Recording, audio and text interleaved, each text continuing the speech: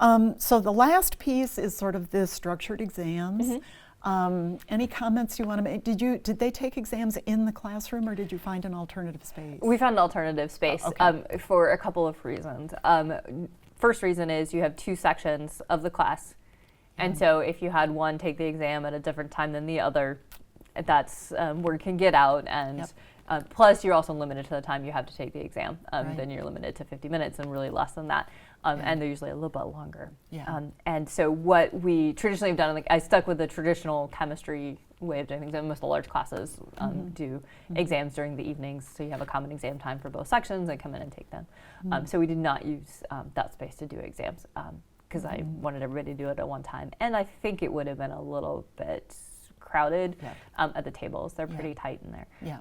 And that doesn't give people enough space and opens the door to wandering eyes, intentional or unintentional. So that was, I don't think it's an ideal space for exams. So we did those outside of class. But what was interesting is the material that I used in class, so problems were old exam questions. And what I tried to do, I've been teaching the class for a long time, so I have a lot of content.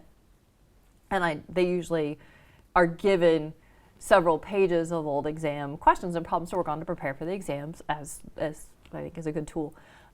I tried to make those shorter because I knew they were doing more prep time before class, so make those a little bit shorter, still enough to work with, and then use some of the problems in class. And so I was telling them what we're doing in class is just the time that you would be spending on that. I have it broken down a little bit differently. It doesn't, working with the groups doesn't lend itself to doing a whole exam page at a time, but I break them down and I'm like, these are just old exam questions, so we can do some problem solving strategy on those.